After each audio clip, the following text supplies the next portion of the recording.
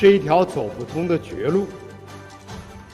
无论民进党当局如何花言巧语、变换说辞， that the Philippines would be affected. Is the U.S. prepared to fight? Absolutely. And that's what we're doing here. We need to be ready to fight in all domains and in all scenarios. Hindi takot sa giyera ang mga Taiwanese. Mga mamamayan na kasi nila ang nagdesisyon na hindi tuta ng China ang Taiwan. Grabe mga utol, no? Nakakatakot na no? Parang sisiklab na anytime soon. So, ang inaantay na lamang ng mga utol ay sindihan itong China. Itong pangyayari na to.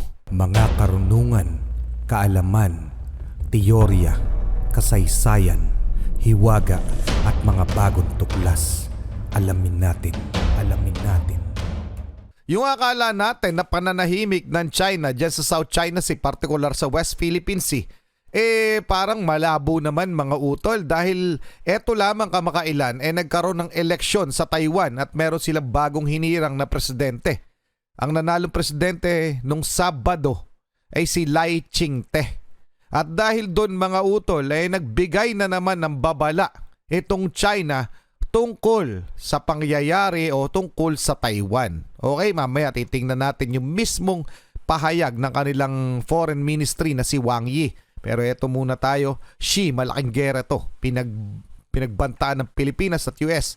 Pananakop sa Taiwan, malaking babala ito. Ito'y mula kay Mel's Castle. Pakisubscribe siya. Pakilike na rin yung video, game na. Kakapasok lang na balita. Nakakatakot ito. Armed Forces of the Philippines pinaghahanda na. Pinapaalerto na rin ang lahat ng sundalo ng Pilipinas. Naka-heightened alert na rin ang lahat ng EDCA sites sa buong bansa. Totoo yan. Maging ang mga Amerikanong sundalo ay naka-alerto na. Nagbabala kasi ang China na magdedeklara sila ng digmaan sa Taiwan. 台独意味着战争是一条走不通的绝路。 Grabe mga utol, no? Dito pa lang, no? Taiwan independence means war. Kapag natuluyan yung pagiging pagkawala ng Taiwan sa China, talagang magkakandaletse-letse na. Yan ang pinakamatinding warning, no? Tuloyin muna natin. 无论民进党当局如何花言巧语、变换说辞，都掩盖不了 I 其试 cannot 图把 cover 岛 up 内 their 民 malicious 众 attempt 绑 to tie 上台独 Taiwan 战车的 to 用 the 心， Taiwan. 也改变不了台独分子注定失败的结局。 It cannot change the fact, basahin natin mga utol, no? It cannot cover up their malicious attempt to tie Taiwan residents to the war chariot of Taiwan independence. It cannot change the fact that Taiwan independence elements are doomed to failure. 更阻挡不了中国必然走向统一的大势。 Pero bakit So matindi talaga yung ano nila, no? Pag nanais nila na talagang tuluyan na mapasakamay nila ang Taiwan kasi yun na nga po yung One China policy na kanilang pinaglalaban. So anong mangyayari dito? Palagay ninyo. Ano kaya ang mangyayari sa babala na ito na mula sa China? Tuloy muna natin. 阻挡不了中国必然走向统一的大势。 Pero bakit pinagbantaan ng China ng digmaan ang Taiwan? Kasunod kasi yan ng katatapos lang na eleksyon doon sa Taiwan. Dahil talo ang kandidatong sinusuportahan ng China para makuha ang Taiwan. Galit na galit nga si Chinese President Xi Jinping. Dito na nga ako nakukuhain ng persahan ang Taiwan kahit gera pa ang maging susi nito. Teka lang mga utol ha. Ang nanalo po ay si Lai Ching-te ng Democratic Party. Parang ganon mga utol, no? Ibang partido. Hindi nila inaasahan na ayaw na sa kanila ng tao. So, yun yung dahilan siguro kung bakit biglang nagbabala itong China. At pakinggan pa natin yung pahayag naman ito ni Wang Yi. Okay? Eto mga utol, no? Titingnan lang natin para mas updated tayo. Eto po yan. Ayan mga utol, no?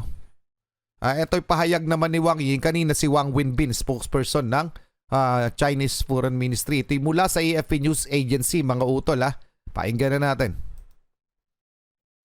台湾地区的选举这是中国的一个地方事务，所以不管选举结果如何，它都改变不了世界上只有一个中国。 Change the fact that there is only one China and Taiwan is a part of it. Taiwan has never been a country. 过去不是， It wasn't in the past, 更 and 不是。 it certainly won't be in the future. If anyone 谁想搞台独？ on the island of Taiwan, teka lang, balikan natin konti. Okay. If anyone on the island of Taiwan thinks of going for independence, 台独就是分裂。 they will be trying to split Chinese territory and will be harshly punished by both history and the law. Harshly punished.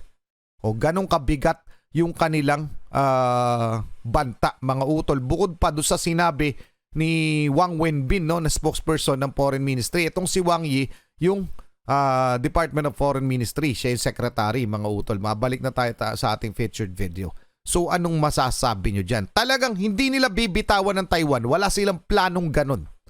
Igigiit nila at talagang ipaglalaban nila yon. So to the point, palagay ko, hanggang magkagera. No? Taiwan independence means war. Yan ang sinabi ng kanilang foreign ministry. Oh. Anong masasabi nyo dyan, mga utol? Tuloy muna natin. Ng pinakamataas na opisyal ng Amerika, brace for impact. Malaking gera ang posibleng sumiklab anumang oras simula ngayon. Conflict occur in Taiwan, that the Philippines would be affected. Is the U.S. prepared to fight? Absolutely. And that's what we're doing here. We need to be ready to fight in all domains and in all scenarios. Hindi takot sa gera ang mga Taiwanese. Mga mamamayan na kasi nila ang nagdesisyon na hindi tuta ng China ang Taiwan. Grabe, mga utol, no? Nakakatakot na, no? Parang sisiklab na anytime soon. So, ang inaantay na lamang ng mga utol ay sindihan itong China. Itong pangyayari na to. Siyempre, automatic, mga utol. Damay tayo kasi tutulong o sasaklolo ang United States dyan sa Taiwan kung sakaling aatakihin sila ng China.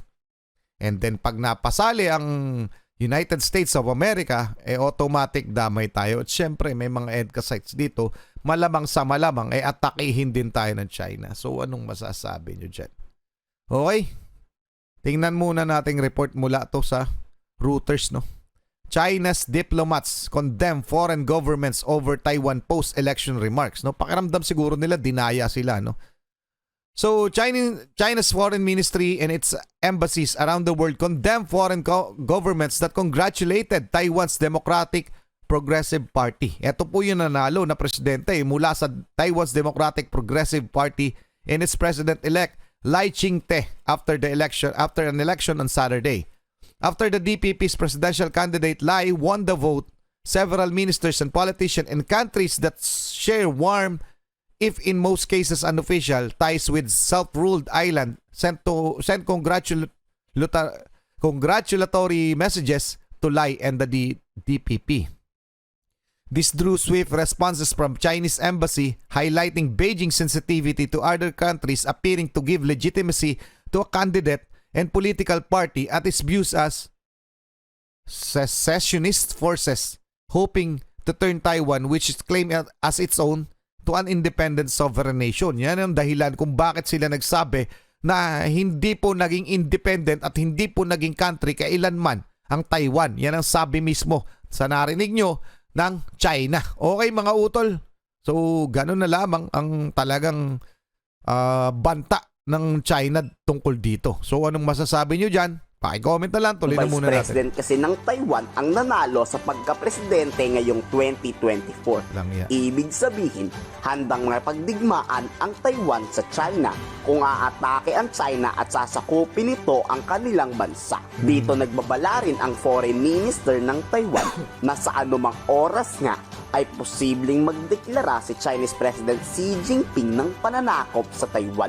Tulad to ng nangyari sa ginawa ni Russian President Vladimir Putin noong hindi nito nakuha ang kagustuhan sa Ukraine. It is our perspective that China may use force against Taiwan. But if we learn what China has learned over the years is that they want to use military force at the time when they have to. but sometimes they want to crush the enemies without the actual use of force. And we are seeing different kinds of perspectives being in discussion here in Taiwan. But no matter when China is going to use its military force against Taiwan, Taiwan simply needs to get ready. China cannot dictate how Taiwan make friends. And China Ayan mga utol, no? Totoo naman parang dinidiktahan na nila kung sinong dapat maging kaibigan ng Taiwan. Parang gano'n yung dating. Kasi ang sa China kasi, amin yan. Parte ng China yung Taiwan. Yun yung pinaglalaban ng China. Pero ang Taiwan, ang gusto nila, independence. Maging country sila na walang nakakasakop na ibang bansa kagaya ng China. So yun yung pinaglalaban ng mga tao sa Taiwan. At tao na po ang mismo nagsasabi dito Hindi po yung mga citizen mismo ng Taiwan. Pero hindi papayag ang China na maging independent sila. So gera na ito. Walang kinaibahan halos do sa history ng Russian-Ukraine no. Pero delikado to mga utol no. Talagang malaking gera yan. So anong masasabi nyo dyan mga utol? Pa-comment na lang, hanggang doon lang muna. Maraming salamat sa iyo Melv Castle. Maraming salamat sa inyo mga utol. Huwag nyo kakalimutang ilagay ang inyong opinion. Muli ako sa Target Achilles in behalf of the Real South Pride Production. Ako nagpapasalamat sa walang sawa niyong pagsuporta. Kayo mag-iingat. Keep safe. God bless at saludo po ako sa inyong lahat. Salamat po.